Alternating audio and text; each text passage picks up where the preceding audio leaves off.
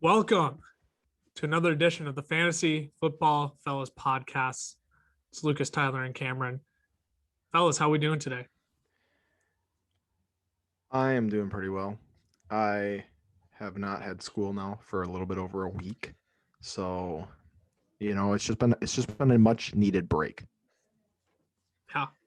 Yeah, I'm doing fantastic. My mom came home the other day with a fantasy football magazine from Barnes & Noble. So we are just sitting in fantasy football land for sure. We talking ESPN, Sports Illustrated, Not just sponsors. generic. Lindy Sports. Oh my. Shout out to them. Local publish. I think local. No. Go off Lindy Sports. Just do your thing. Keep doing your thing. I really enjoy your content. We'll be a sponsor soon. Hey, shout out. We love it. I'm doing all right. I will say I may have gotten the weirdest haircut of my life today, though. Not that the haircut itself was bad. But I guess we've talked about this before, where I've asked the question to both of you. Are you conversationalists when you're getting your haircut? Like, do you like the conversation, or do you just want the, shut up and just cut my hair? And I've told you, I'm like the conversationalist guy. I enjoy, entertaining a conversation with my hairstylist. Today's was just a little like out of left field, though. I mean, for whatever reason, my hairstylist was bringing up being like the most dope old people and smoking hookahs out in California when they're old, and still referring to everybody as a Karen. And I'm like, okay. You don't indulge? You don't dabble? I don't. No. No, that is not up my alley. So I had to sit there and just kind of awkwardly laugh at it all. Then a commercial came up. Then I'm gonna have to end this story soon so we can actually get on with content that matters. But a commercial came up talking about a side effect of this drug being pinworm. If you don't know what pinworm is basically. That's what it is. You can't talk. I can't even get it out. Basically, this is gonna be TMI. So if you don't want TMI, you can fast forward another probably like minute and a half here. But basically, it's like butt worms. And so then my hairstylist goes into telling me this story about how a coworker of hers, it's like, yeah, she used to have butt worms. It's all nasty and gross. I'm like, I don't want to know. That's why I don't talk. I just sit there quietly. They go, what's your profession? Nothing. What's your interest? I don't have any. I've never had anything like this happen to me. Normally the people who cut my hair, I have nice, great conversations with.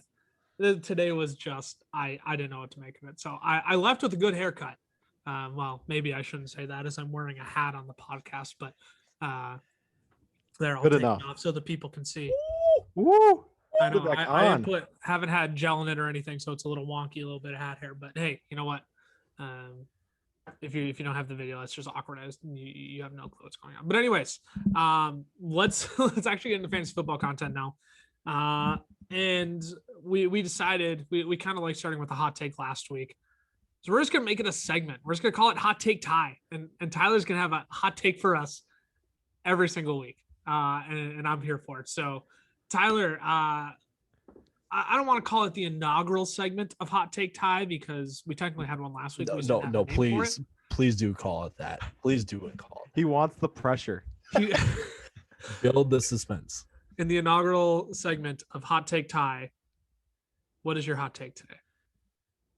Ladies and gentlemen, boys and girls, last week my hot take was we'll call it negative assessment of a wide receiver and saying that Jarvis Landry is merely a handcuff wide receiver.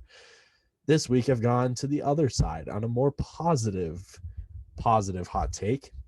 Allen Robinson, the wide receiver for the Chicago Bears, will finish as a top 5 wide receiver this year when Justin Fields steps foot onto the field. Justin Fields on the field. Yeah, when Justin Fields is on the field. Yes, sir. Yeah, Fields on the field, baby. Allen Robinson will produce. We got to clip all these and then show them at the end of the year. At the end of the year, see how many were right.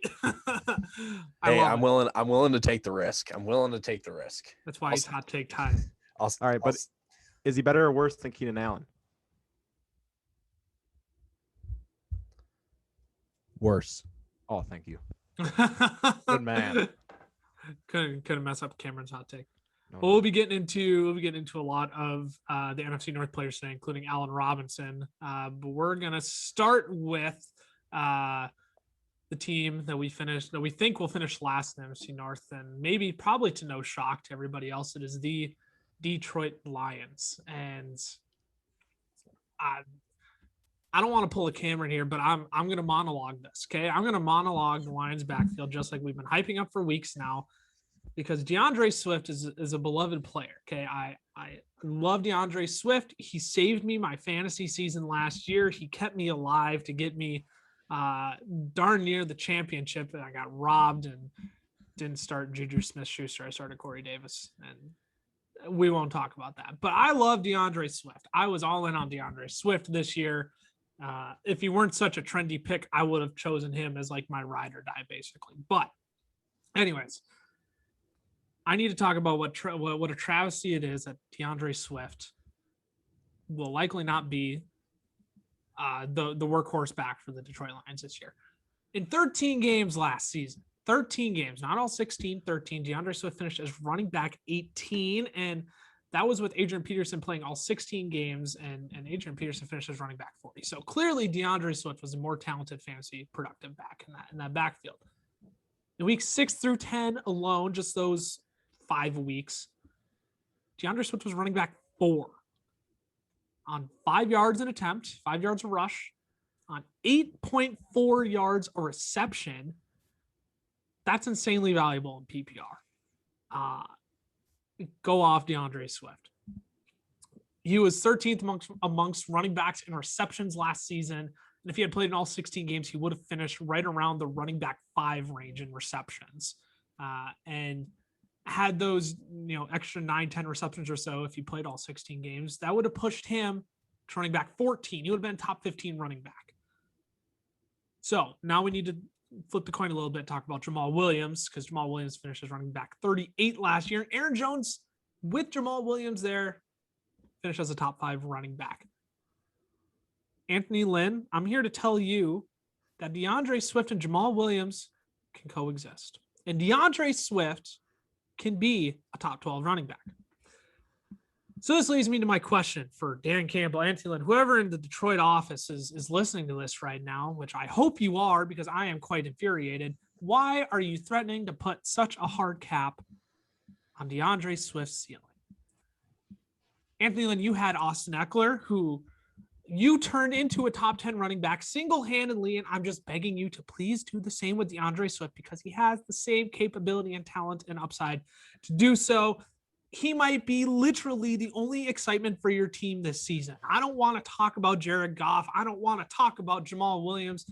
I could talk about TJ Hawkinson, but frankly, I don't want to because the tight end position is so bland in fantasy football. I don't want to talk about Terrell Williams, Rashad Perriman, whatever excuse of wide receivers you have on your roster right now. I don't want to talk about any of them. I want to talk about DeAndre Swift. But you're not going to let me because, DeAndre Swift, he's a change in speed back. He's a speed pace back. Jamal Williams is my A back. Just stop it, okay? So I want to keep Swift in my top 12 so badly, but I just can't with how much Anthony Lynn's been hyping him up. At best, he'll be a high RB2 this year, I think. But I've got him as a mid running back two right now, teetering on the low end running back 2, and I hate it. So that's my rant on DeAndre Swift. So sorry if that got loud. If I maxed out my mic, I apologize, but it was well said. I like it. I need DeAndre Swift to be a thing, man. He has the capability to be a thing. I'm so upset. Anthony Lynn, prove me wrong, please. Please prove me wrong. There's a reason that the ceiling for the Detroit Lions this year is 1-16. So that's probably it right there. Is there anything y'all want to say about DeAndre Swift? Anything that I haven't said already? I think you got it all. I don't think we can do DeAndre Swift much more justice. Yeah. That I there's nothing that I can say that adds to or makes it any better than how you put it. So I got nothing. We just want Deandre Swift to be the guy. Make him the guy. Come on, Anthony Lynn. Swift 2024. I was gonna say whenever they get Jamal Williams out of there, finally Swift can emerge. Oh goodness. Anyways, let's move on. We could talk about another the rest of the Lions offense, which again, as I said, I don't really want to talk about, but because we're covering the Lions, we have to. We'll just kind of start in the order. I kind of listed them all off. Jared Goff, I got him at QB 31. Tyler, you have him at QB 30. Cam, you have him at QB 27. And essentially what our ranks say is don't draft Jared Goff. But Cam, since you have him the highest out of the three of us, is there any glimmer of hope for Jared Goff this year? 0. Tyler, since you have him one spot higher than me, is there any glimmer of hope for Jared Goff this year?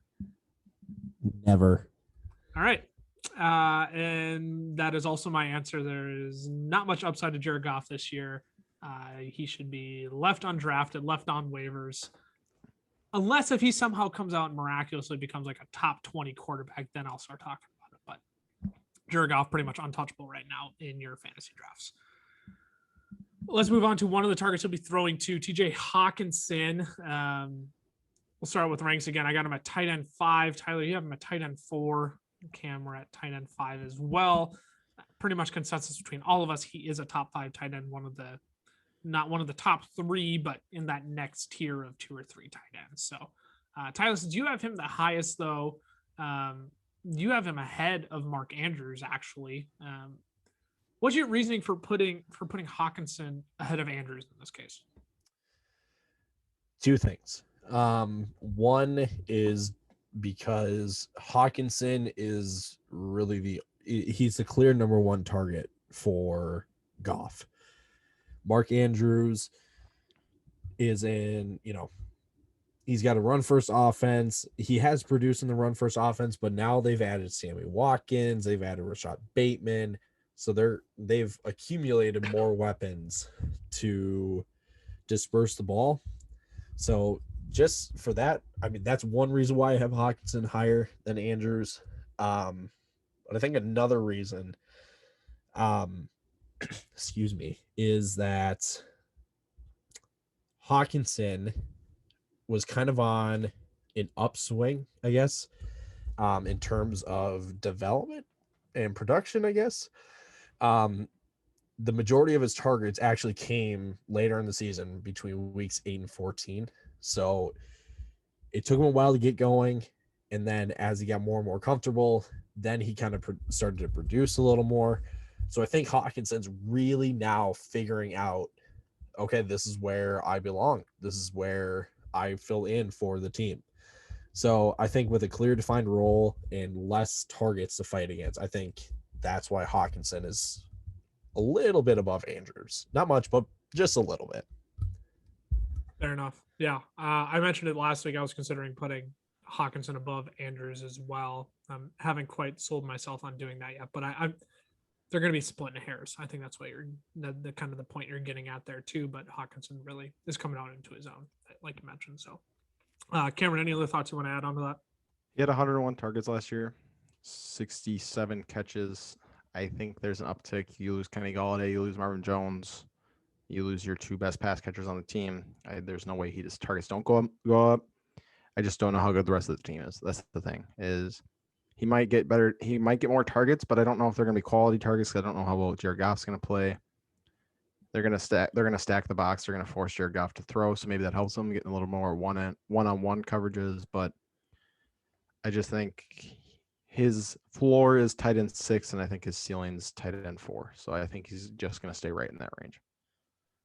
Yep, no arguments there on my end. I think Hawkinson's a fine take if you want to take him in the 6th, 7th round, but certainly not reaching to go ahead and try and grab him either in the Kittle, Waller, Kelsey range. Mm-hmm. Like you both said, Hawkinson's really the number 1 guy in that offense. They got a plethora of other wide receivers who are all okay. Terrell Williams, you've got Brashad Perriman, Quintez Cephas, and Amon-Ra St. Brown, the 4th round rookie. I'm going to ask each of you, which wide receiver on this team do you think will perform best this year? And are you willing to take a late round flyer on them? Because obviously this core is fairly miserable, to say the least. But Tyler, I'll start with you. Which lines wide receiver do you think will perform best? Are they worth a late round flyer in your mind? Yeah. I mean, you can make an argument for really any of them, if I'm honest. Perriman did, I mean, his one good fantasy season was when he was with the Jets, I believe it was, and he was just a deep threat. Or was it the Bucs? No, it was the Jets. It was the Jets. So there's something to be said about being a deep threat. Don't forget about Quintez Cephas, who's Cephas. I said Cephas. My apologies. Yeah, I think he's the lone returning receiver to the team, so there could be some value there. But my eye goes to Terrell Williams, for really 2 reasons. Yes, he was just cut by the Raiders, but it wasn't too long ago that he actually signed a pretty big deal to be the wide receiver 1 for the Raiders.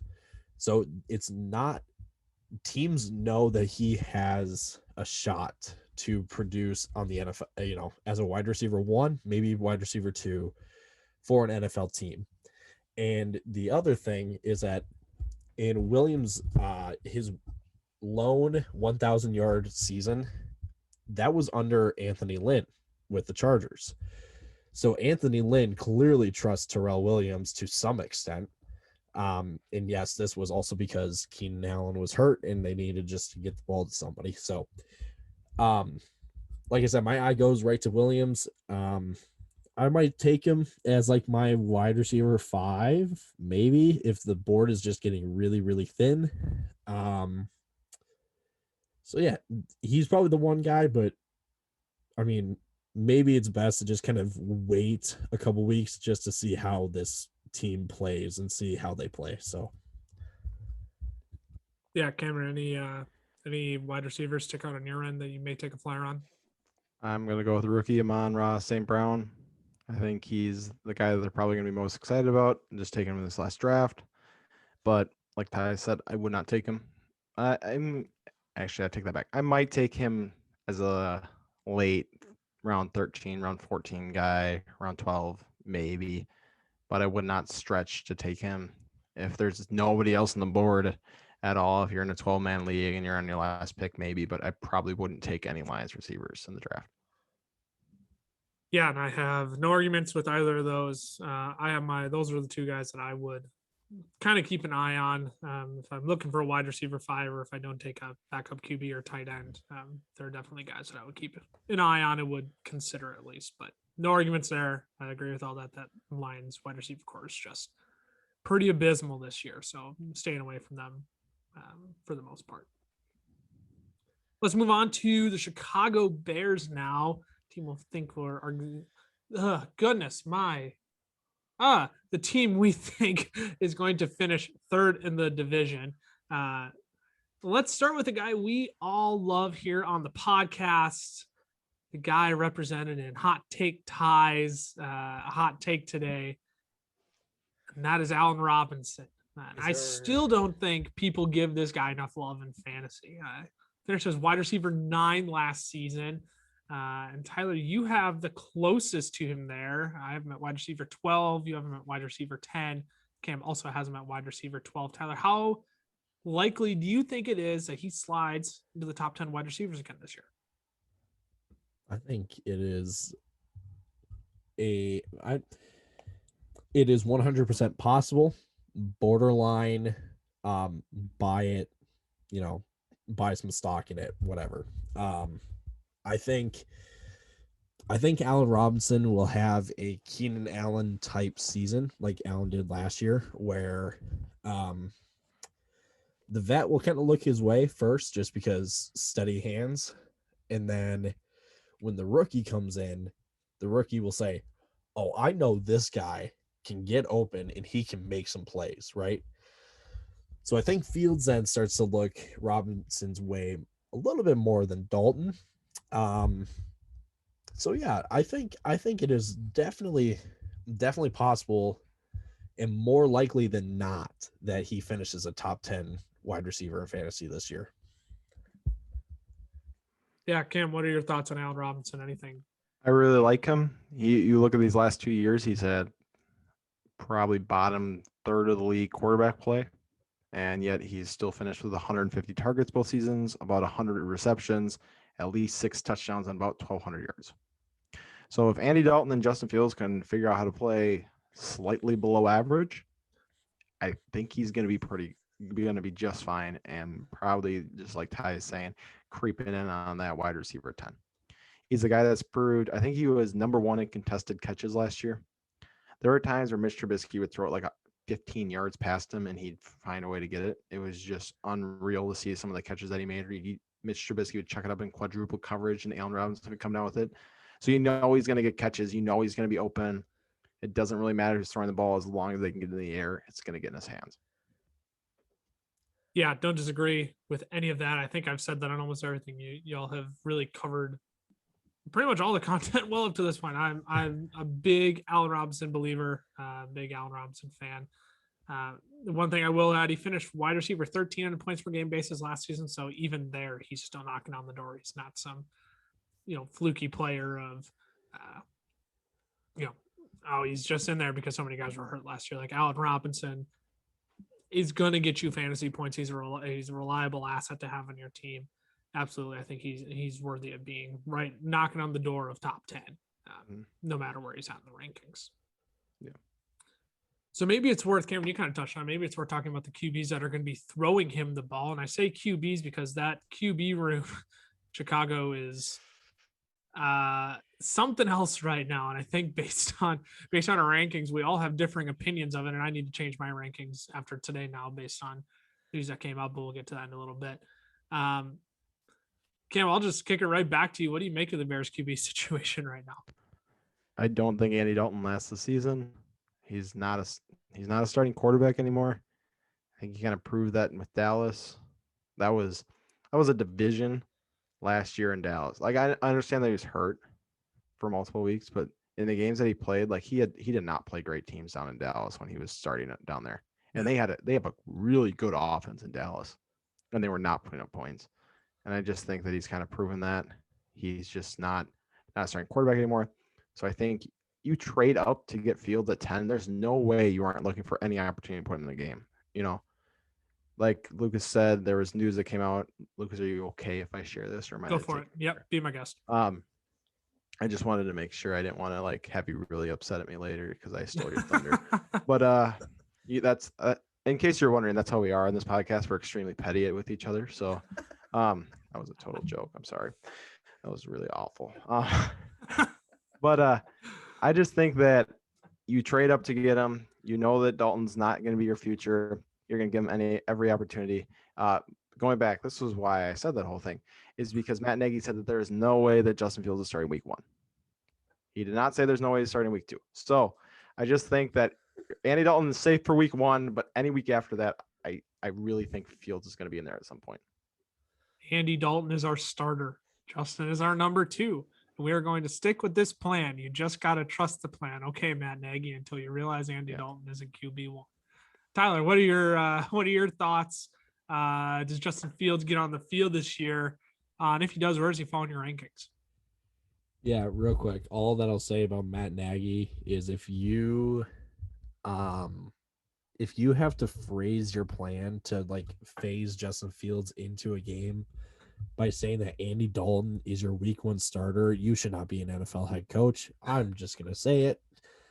That's just me. I get you want to phase Fields into your offense, but don't say it like that. Anyway, I think Fields sees the field. Probably around, that week 5 or 6 range. I'm trying to remember last year because they had Trubisky start the season, and then they yanked him in the middle of week 3, and then Foles started for 4 weeks or so, and then he got hurt, and then Trubisky had to go back in. So they're not afraid to pull quarterbacks. They haven't had good enough quarterbacks to keep them as starters, though, to be fair. This is also true. So, yeah, I would say week 5 or 6 is when Fields gets his first NFL start. And I think when that happens, I think you could justify adding him to your roster just to see what kind of happens with the offense, because I mean, who knows if that offense just takes another step, or they stay the same. But again, you add him as a kind of a safe, let's see what happens. If he turns up, he turns up. So I think as a rookie, he can finish high 20s, low teens, just because of, who the other quarterbacks are in the NFL. But I don't think it's a Justin Herbert type rookie season. I don't think it's a, blow the expectations away or anything like that. I think it'll be a slow and gradual process to get him into the game. Only thing you got going for him is that he has 4.4 speed, so maybe the running game comes out, but we'll see. I don't trust that 40 time at all. I can literally see the guy holding the stopwatch, and it's like 2 steps before the line. Stop. Yeah, it's a 4.4. It's a 4.4, guys. It's a 4.4. Mark it down. Mark it down. Yeah, don't disagree with any of that for the 5th time this podcast. As I said, I need to change my rankings. I haven't changed them, or my QB rankings at least, since Nagy came out and said that Andy Dalton is a starter today. I have Justin Fields at QB 25, I believe. So looks like I need to make a change and figure out where to slot Andy Dalton in my late 20s and adjust QBs from there. So sounds like we're all kind of in the same boat. Dalton really isn't starter material. Again, not a guy you need to be thinking about in your leagues, but if Justin Fields finds the field, he's a guy worth looking at in your league. And I think he'd be an interesting guy to stash on your bench once he makes his start. So let's move on to the guy who leads the Bears backfield. David Montgomery had a breakout season last year, finishing as running back 4 while leading that depleted Bears backfield last year. Tyler, what are your expectations for David Montgomery this year? Yeah, full transparency, I was really, really, really high on Montgomery right after the season ended. Partially because, Deandre Swift helped Lucas's fantasy team, Montgomery helped my fantasy team. So my love for Montgomery was really high, and then reality kind of set in, and then I remembered that Tariq Cohen is coming off of injury. They signed Jamal Williams, and they drafted a running back out of Virginia Tech by the name of Khalil Herbert, who's not really he shouldn't be someone that you just kind of brush off. He could get some snaps in the NFL. So you've got 4 capable running backs in your backfield, and that's Nagy's thing, is to always have a committee. The only reason why they utilized Montgomery last year was because Cohen was hurt. They didn't have Mike Davis anymore, and their quarterbacks weren't cutting it. So they just had no other choice but to give Montgomery the ball. So I think this year he does take a step back a little bit, because I have him, I have him ranked at running back 15, I believe. And I think that is just because of the effects of a running back by committee, and you now add a quarterback like Justin Fields, who, can use his own legs. So I think 15 is a relatively good spot for Montgomery. Yeah, I'd agree. He was running back 4 at the end of last year, which is crazy. It blew my mind. I knew he finished well, but he finished really well. He was top 6 in yards after contact. So he was getting yards no matter what. The thing that scares me the most is 2 years ago with Tariq Cohen. Now, granted, he might have got better as a pass catcher, but 2 years ago he had 35 targets, 25 yards, and 185 or 25 catches and 185 yards. This year or this last year, he had 68 targets, 54 catches, and 438 yards. So he had double the targets, double the receptions, and double the yards. So that's going to really impact your fantasy stats, and that's going to go away with Tariq Cohen. He might be higher than that 35 targets, 25 receptions, 185 yards, but not much when you have Tariq Cohen back there, because Tariq Cohen is going to be your third down back. He's going to be your passing back.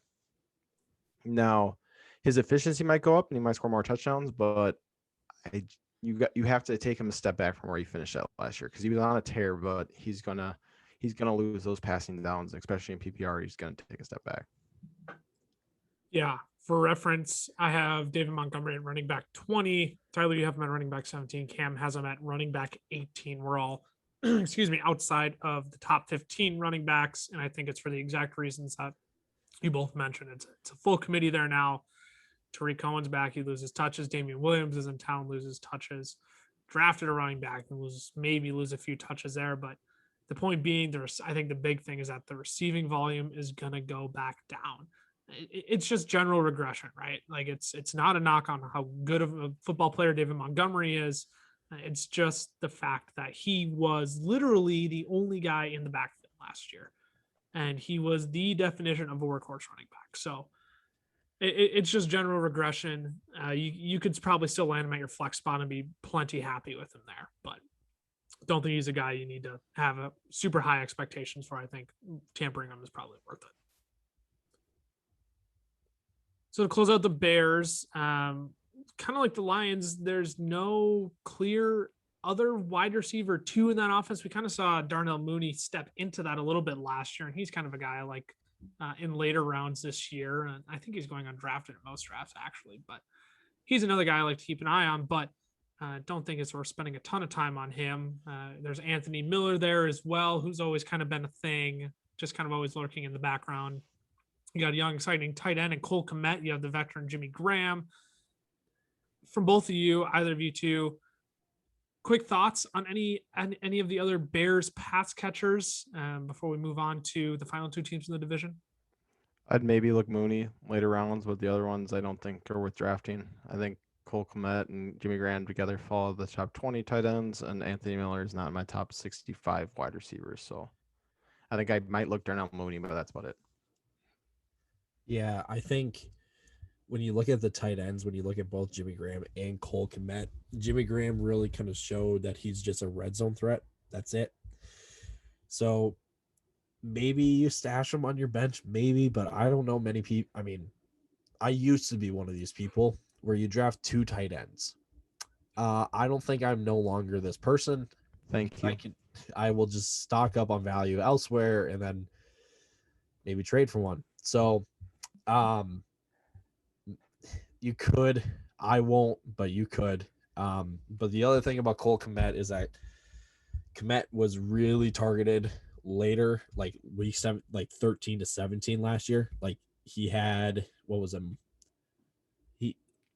more than 5 targets a game.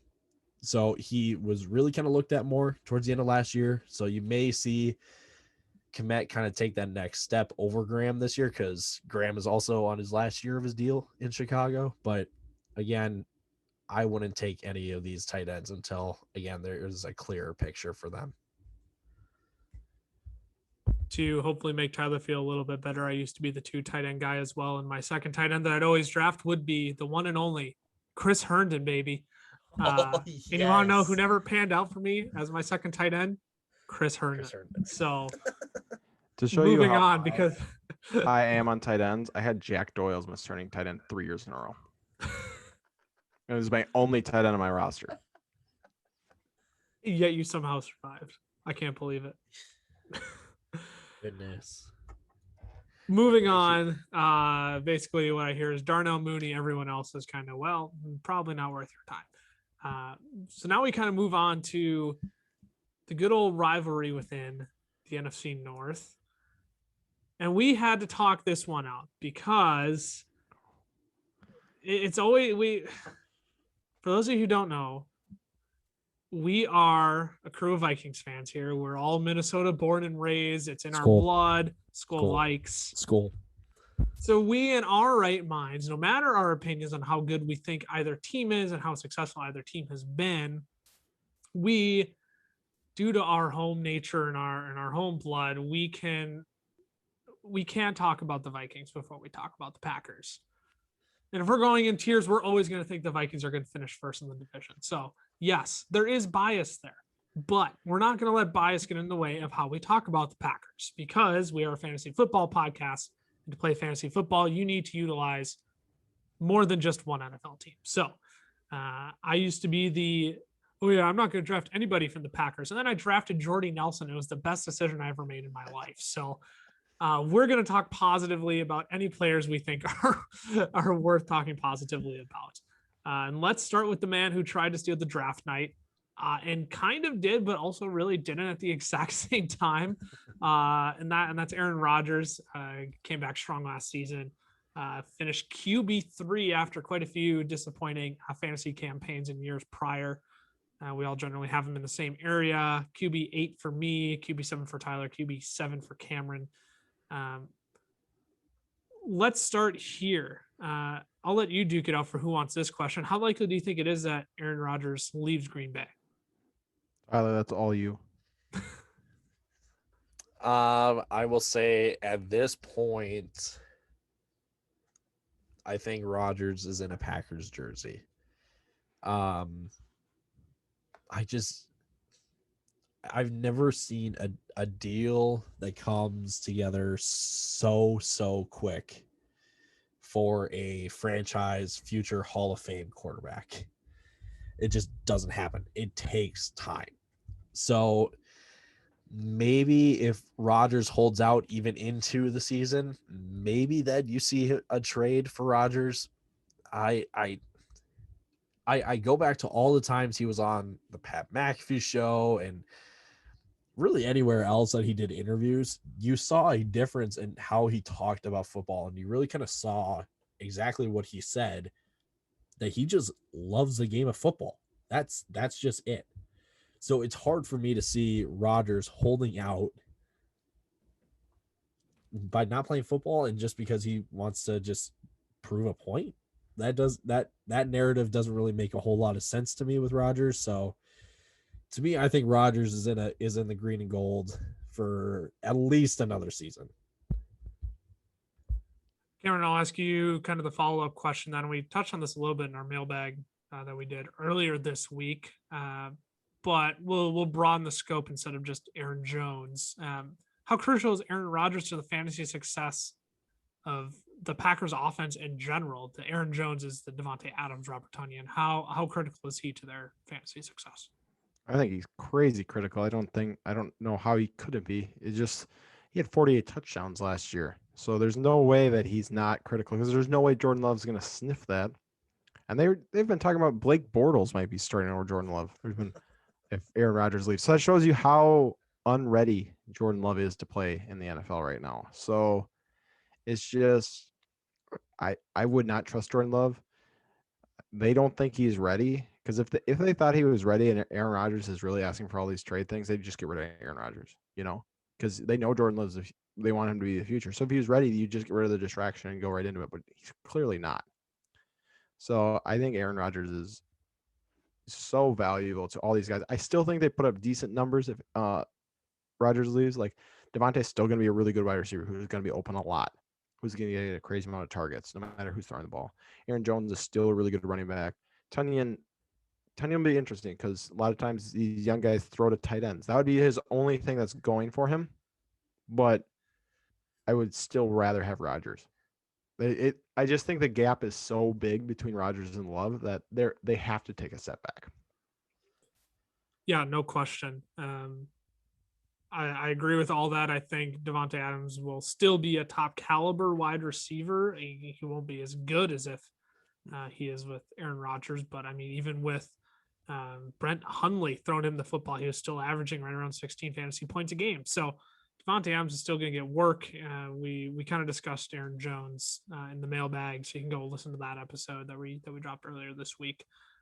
But yeah, I think he's crazy critical for the Packers' fantasy success. And as I was saying, one of the biggest beneficiaries of Rodgers' success last year was Devonte Adams, who finished as number one overall wide receiver in fantasy by 30 points. Actually, it's 30 points ahead of Tyreek Hill, who was only like fractions of points ahead of Stephon Diggs.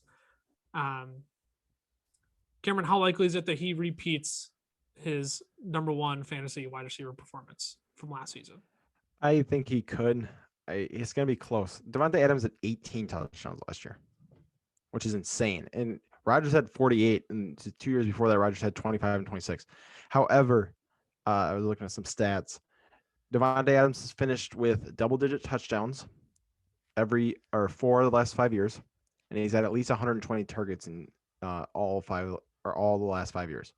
So I still think he's going to be in that conversation. It's just I don't know if he can repeat that amount of touchdowns. But he's going to have a ton of receptions. He's going to have a ton of yards, and I still think he's going to have a lot of touchdowns because he is always open. He catches that back shoulder fade like no other. So he's so frustrating to watch him play your team, but I really think that he's going to be – I think he's going to be wide receiver 1, and he might be – but he'll be at least top 3 for me. Yeah, what are your thoughts on that, Tyler? Yeah, I agree with it. I mean, maybe the touchdowns go down, but when you are as good as Devonte Adams is, you're still going to get targets and you're going to get catches. So don't expect the 18 touchdowns again this year, but expect at the bare minimum, expect top 5 wide receiver stats. Yep. Yeah, I think Devonte Adams, he's going to be one of the most dynamic players in fantasy football. He's going to be one of the most dynamic wide receivers in fantasy football for sure. We all have him at wide receiver 1 in our rankings, so I think that goes to show how much we all believe in the talent of Devonte Adams with Aaron Rodgers at the helm. No question. I think it's pretty likely that he does, but I mean, you have Stephon Diggs, Tyreek Hill, DeAndre Hopkins. You got guys who are also set up for success. So I agree with Tyler and Cameron. Really, I think he'll fall. If he falls outside of the top 5, I think I would really be surprised. So let's move on to the man who leads the Packers backfield then, and that is Aaron Jones. He's put together back-to-back top 5 finishes at the position in 2019 and 2020 here. And I want to play a little who you taking with Aaron Jones. I'm going to give you a player. You're going to tell me whether you'd have said player or Aaron Jones. We'll start with running backs, but I'll probably dip into wide receivers a little bit. Might even dip into a tight end or two. And we're assuming one tight end. Assuming Rodgers is playing, right? Yes. And this is all assuming Aaron Rodgers is still playing. There is no indication that he won't be playing for the Packers and won't be playing in general this season. So, yes, this is all assuming Aaron Rodgers is there. So, who are you taking? Aaron Jones or Ezekiel Elliott? Ezekiel Elliott. Aaron Jones or Saquon Barkley? Saquon. Aaron Jones or Nick Chubb? Nick Chubb, and it isn't even close. Ooh, with authority. I know you're high on Nick Chubb this year, Tyler. Give me all of Nick Chubb this year. I'm with you. I ride with it. This is where it gets a little bit more interesting. Aaron Jones or Jonathan Taylor? Jonathan Taylor.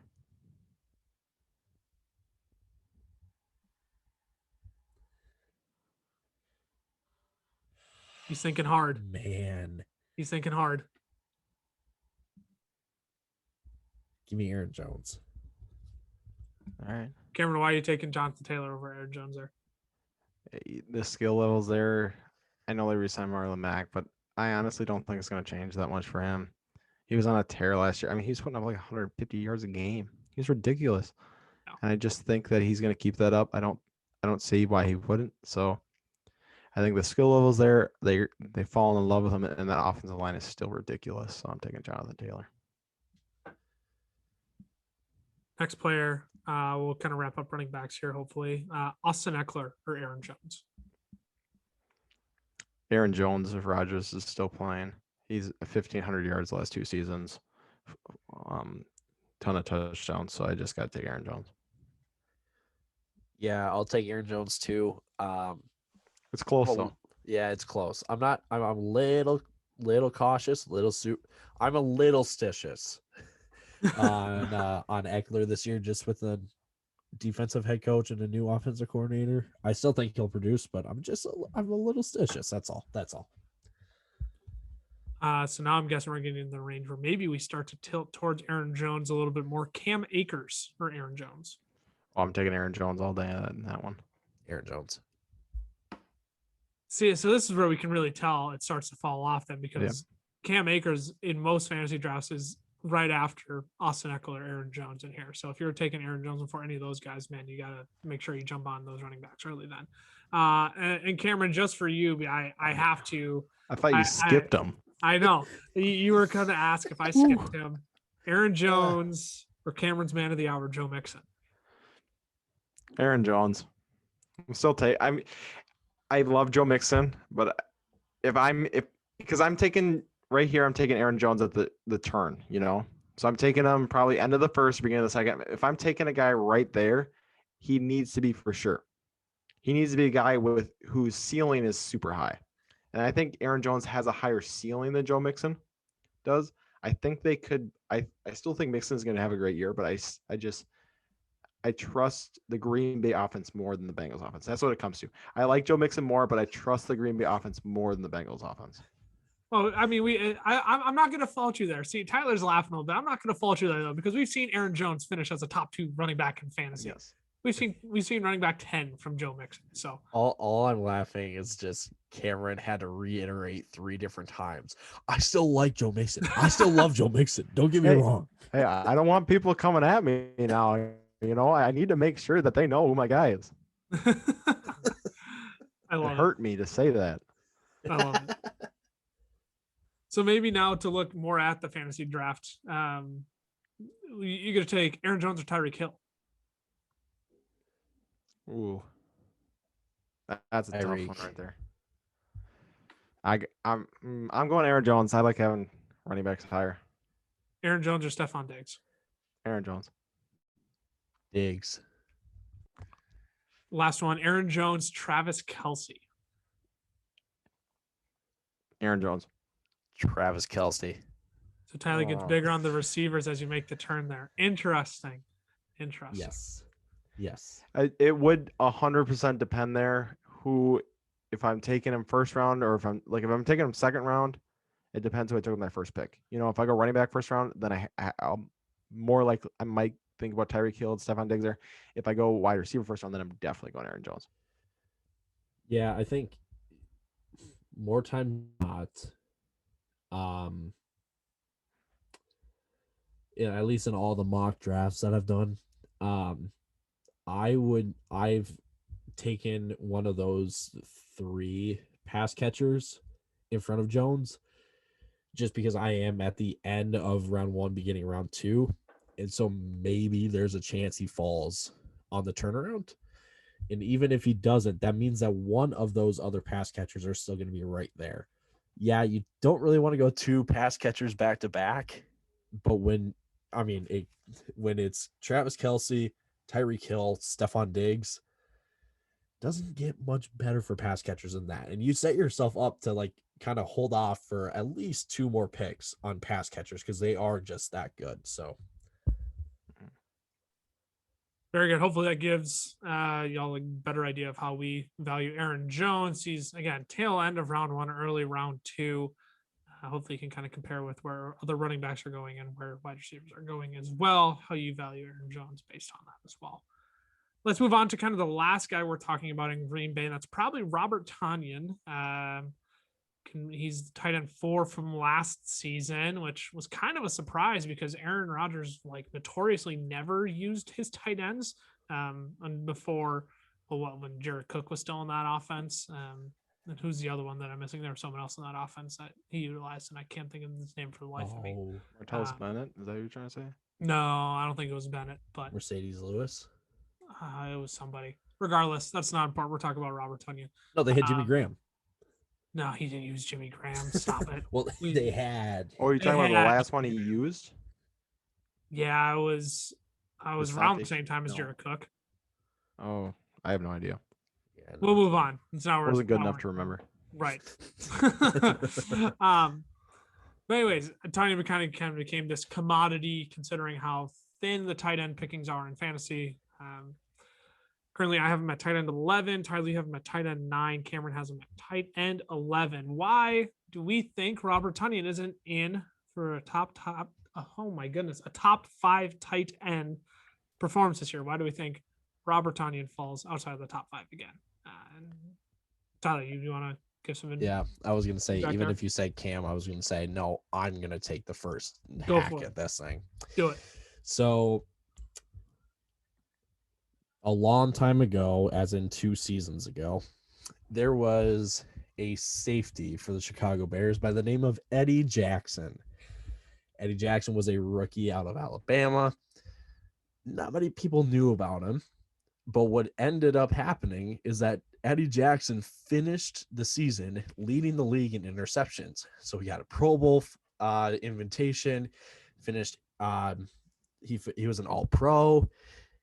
People were really high on him, and they had these expectations that he would repeat just because they thought he was this good. And what happened in year 2 is he came back down to earth. He did not get nearly as many interceptions as he did the year before. And teams still threw on the secondary of the Bears. So it wasn't like anything really changed for Jackson. And what I learned because of that is just because you led a stat category in one season does not mean you are a bona fide top 5 player in your position for, actual NFL football or in fantasy. You need at least 2 or 3 years to back up your first year to really solidify yourself. And I think that same logic then applies to Tanyan. Tanyan showed up out of nowhere. And yeah, he was great last year. But again, the logic that just because you were tied for first in touchdowns does not mean you are a top 5 player in your position. I do not, we've said it already that you have Travis Kelce, Darren Waller, George Kittle, TJ Hawkinson, Mark Andrews. If you think that Robert Tanyan deserves to make it into that 5, please tell me who drops out of that list and why. And I guarantee you the only people that will say that Tanyan makes that list are Packer fans, because they're like, he's a goofball, man. Like he's got this energy to him and he just catches touchdowns. Sends positive vibes. Positive vibes, baby. I do not buy any of that. That doesn't do you any good for fantasy. Please prove me wrong. But I don't expect him to be this top 5 tight end that everyone thinks he could be. So he's too touchdown dependent, so I don't trust him. Rodgers threw 48 touchdowns after throwing 26 and 25 the 2 years before. So I don't think Rodgers repeats that much, so I don't think Tanyan gets that many touchdowns. That's just kind of where I stand. Well, let's move on from the Packers and we'll move on to our hometown team. better. The fantasy football fellas. I like this hometown better. team, the Minnesota Vikings. Unfortunately, due to time, we're going to have to clip through this a little bit quicker than we'd probably like to. So instead of taking time for everybody to answer the question, I'll give one person the opportunity to answer the question. We'll just have to move on. But I think we all carried the very same opinions, and based on our rankings, we all actually, well, except for 2 players, but we'll get into that. Let's start with the rookie sensation from last season. Justin Jefferson finished as wide receiver 6, was only 7 points behind Calvin Ridley and 13.5 behind DeAndre Hopkins. Cam, you think we get a repeat season from Justin Jefferson again? Yeah, if you took off those first 2 games, you averaged out, and then you averaged it out over 17 games, he was on pace for 100 catches, 1,615 yards, and 8.5 touchdowns. That's what he would be over 17 games. That's pretty stinking good. You always got to worry about a sophomore slump or a sophomore regression. He was just such a special talent last year, though, that I just don't think you're going to see that. He wasn't touchdown dependent, which is awesome. He caught the ball 88 times. So it's not like he was just one hit wonder. Like, he caught the ball 88 times. So I would assume that he's going to stick around and that he's going to be a special talent for a long time. I think he's going to be a top 10 wide receiver for the rest of his prime.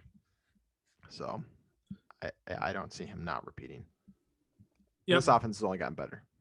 Yeah. For reference, I have him at wide receiver 10. Tyler has him at wide receiver 9. Cam has him at wide receiver 8. Top 10 wide receiver. Don't think there's much else you need to really chew on there. We'll flip to the other side of the field then with Adam Thielen, finished as wide receiver 10 last season and is actually finished inside the top 10 3 of the past 4 seasons for the Vikings, which I didn't realize until I looked that up today. Tyler, how likely is it that Thielen finishes as a top 10 wide receiver for the 4th time in the past 5 years? I really hope he does, but I think the chances are even more slim than they are in the past. Partially because there are other receivers Allen Robinson, Amari Cooper, Terry McLaurin. Those are guys that I can see finishing in the top 10 ahead of Thielen. Not to say that they will, but I can see them finishing before Thielen. And I think last year we really kind of saw the role that, the Kubiaks. Can I say that just because Clint's now the new OC? That's kind of the role that they have for Thielen is the red zone threat, right? The guy that can get open in the end zone. And then maybe he's good for 4 or 5 catches trying to get up the field. But it seemed like that was Jefferson's role, was to be that guy to catch it out in space and to pick up yards, as you're going down the field. So I have him at wide receiver 15, which I still think is admirable. He's definitely still a wide receiver 2. But I just don't think wide receiver 10 is or higher is something that could be achieved this year. Yeah, he had 14 touchdowns last year. It's going to be pretty hard to repeat. Yeah, just a little bit. Yeah, I think that was the big thing, was a touchdown dependency. And Tyler, you said it too. There's a handful of guys that I think probably because they're healthy again this year, finish ahead of him. Michael Thomas, Terry McLaurin, Amari Cooper, Julio Jones, between QBs being healthy or them being healthy again. There's those are guys who I may or may not take ahead of Thielen, but I've got him at 18, wide receiver 18, Tyler at 15, Cameron at 16. So again, all in the same range, but probably not another top 10 performance in line for Adam Thielen. Let's move on to one of the more probably arguably one of the most dynamic runners in the NFL, Dalvin Cook. I'm going to be honest, we probably don't need to spend much time on why he's worth one of your first 2 picks in fantasy drafts. So I want to tackle this from a different angle. Cameron, how likely is it that Dalvin finishes outside of the top 3 running backs, and what would it take for that to happen?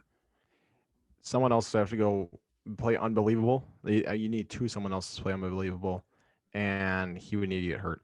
This man had 25 touches a game last year, 1,900 scrimmage yards, and 17 touchdowns, and the offensive line got better, and the defense got better.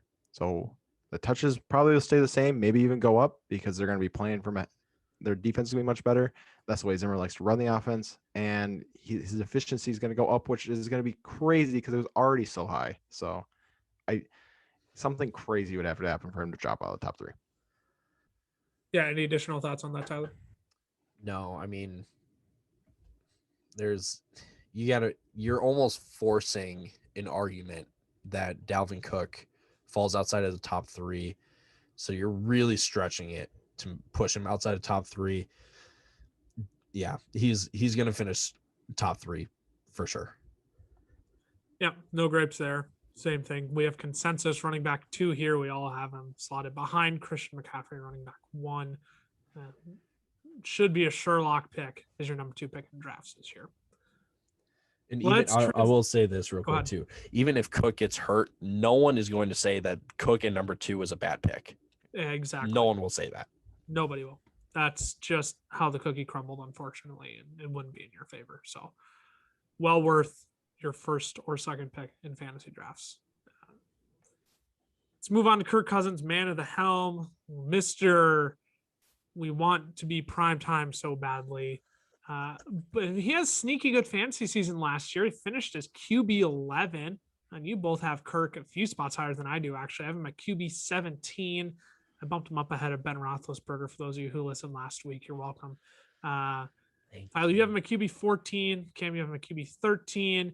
I feel like we need to turn this into like a segment each week of like who needs convincing. Like that's gonna be the title of the segment, who needs convincing, and we try and convince them why a certain player is deserving of a certain rank. And I guess that I'm that person this week. One of you tell me, why is Kirk a top 15 quarterback in your eyes for fantasy purposes? I got some stats on this unless you want to go, Ty. Take it away. All right. So Kirk's 3 seasons for the Vikings, he's averaged about 4,200 yards this season. He had 30 touchdowns, 26 touchdowns, and 35 touchdowns. So I think it's safe to say that actually the odd one out there, I think, is probably the 26, because I think he's going to throw similar to the same amount of touchdowns now that he's got multiple. I guess I shouldn't even say that because he's had the same amount of weapons pretty much. Jefferson just kind of stepped in for Diggs, and Irv Smith's pretty much stepping in for Kyle Rudolph. So I just think he keeps it up on a team. I think this offense is going to be just about as good as last year. They're gonna be lighting the scoreboard up, and so I just think he maintains that. He might take a small step back, but I still think he's borderline quarterback 1. Interesting. Borderline quarterback 1 even. Tyler, add your additional thoughts on that quick. Yeah, I agree with all that. I think the offensive line is going to help him out too, not just Cook, but also Kirk. That's just going to give him better protection to stand in the pocket. There were too many times last year where he would just stand in the pocket and then he'd feel like an ounce of pressure and then just turtle and drop, right? Like he's got reinforcements now on the line. And I think the other thing too is that with Clint Kubiak now as the offensive coordinator, Kubiak was the quarterback's coach for the past 2 seasons, last season, so. Something like that. I think it was 2. So Clint knows exactly what Kirk likes and doesn't like, and what he can do to put Kirk in the best possible spot to succeed. And I think we all know it's kind of the play action, roll out to your left and turn your hips, turn your shoulders, and fire right back across the field to a crossing Jefferson or to a crossing Thielen. So I think maybe quarterback 11 is a little, I mean, I don't think it's going to be a top 10 season for sure. But I think if, let's say you miss out on that, like first tier quarterbacks, Kirk is like your, like the first or second guy that you should grab right after that, because he will produce good numbers for you and would be a quarterback 1 if you just miss out on all those guys. So yeah, QB 1. When I saw that Kirk finished QB 11 last year, that really changed my opinion. I think I'm going to have to really reevaluate where I have a few guys to make him, maybe boost him up towards that top 15 range. I don't know if I'm ready to slot him above 15 yet, but yeah, those those 12 through 15 quarterbacks, those are guys that can all kind of jumble around too. Right. Yeah. So, I mean, Kirk could end up being a good guy. I don't think you need to rush to draft him. That's for sure. No, but he'll drop. If you have a guy like Russell Wilson and you need to take another solid backup guy, I think Kirk Cousins is a great guy to take as, an insurance policy for Russell Wilson. So, and I will say this, just the most absolute like homer comment I can make. We all know Kirktober is a real thing. He, like, just for whatever reason, he just is unbeatable in October. He's gotten a better offensive line. So Kirktober is just going to be even that much better. So put it on a t-shirt. Put it on a t-shirt. Hey, merchandise. Kidding. Too soon. Maybe. Who knows? We'll talk about that another day. Let's wrap it up here with a guy that I really want to talk about. A guy that I don't want to think I'm unreasonably high on, but I might be just as excited about Irv Smith Jr. this year as I am about Jalen Hurts. And I'm going to continue on with our segment of who needs convincing, because Tyler needs convincing right now, I think. And he knows it too. Probably. I have Irv Smith Jr. at tight end 12. Cameron, you have him at tight end 15. Cameron has him all the way down at tight end 20.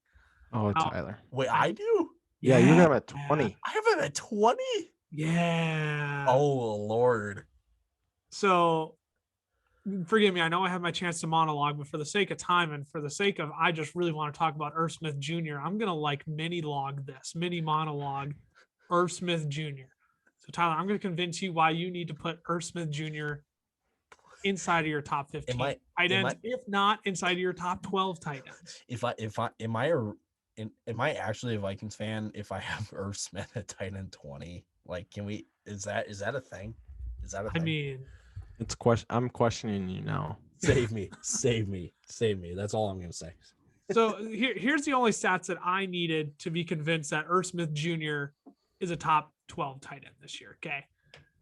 Finished as tight end 22 last year, and that was with Kyle Rudolph on the roster. Okay. And now we all know Kyle Rudolph is in New York on the Giants now. And speaking of Kyle Rudolph, the games where Irv Smith and Kyle Rudolph played, Irv Smith Jr. was tight end 37. Yuck. Not touchable. In games where Irv Smith Jr. played and Kyle Rudolph wasn't in the lineup, you want to know where Irv Smith Jr. was? Tight end 4. Oh my gosh. No way. He was tight end 4. No way. Which Kyle Rudolph didn't play. And so no, I'm not gonna sit here.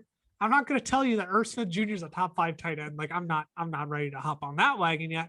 But what I am going to tell you that Irv Smith Jr. will be a top 15 tight end. I might even be willing to go as far and say that Irv Smith Jr. will be a top 10 tight end this year. I'm at tight end 12. I'm not ready to put him there. It's like the Keenan Allen thing with Cameron, right? Where it's like, I don't want people to laugh at me, but I'm seriously considering putting him ahead of guys like Robert Tunyon, Logan Thomas, Mike Gesicki, Noah Fant. I'm considering it. If he finishes there, I'm going to use, we got to get merch and a t-shirt on this. If he finishes in the top 10 tight ends, I'm going to say, I'm not going to be shocked. Cool. I'm not going to be shocked. Cool. So mini monologue over, Tyler. You can defend yourself now to wrap up the podcast here, but I just had to let you know why Irv Smith Jr. is going to be a top 15, if not top 12 tight end this year. Just so you know, Tyler, after that stat he dropped, anything you say is just going to be invalid. You have no shot now. I know there's nothing I can possibly say that justifies tight end 20. I don't even name just some of the tight ends that I have in front of him, like between 16 and 19. Who are those guys? Do you have the rankings on camera? Otherwise, I can pull them up. All right. I don't even know if it matters. Actually, I got it right here. Let's By say the I got it time too. this podcast drops, it'll be different. Here we go. Oh, Okay. Lord. All right. Tyler, you have Austin Hooper at 19, Jared Cook at 18, Eric Ebron at 17, Evan Ingram at 16, Jonnu Smith at 15, Tyler Higbee at 14, Hunter Henry at 13, Gronk at 12. You I'll put stop there Jared. because that's where I have Irv Smith. And I wouldn't justify Jared anything. Cook. Where did you put Jared Cook in front of Irv Smith? Tyler's having a rough COVID here. The second part of the podcast. I think we need to stop before this gets too out of control. Here are my closing remarks. Do not ask me about tight end advice unless it is Travis Kelce, Darren Waller, or George Kittle. Give me the obvious ones. Everyone else, do not talk to me about. Go talk to Lucas or Cam because I clearly just do not know anything about my tight ends. So that's all I have to say.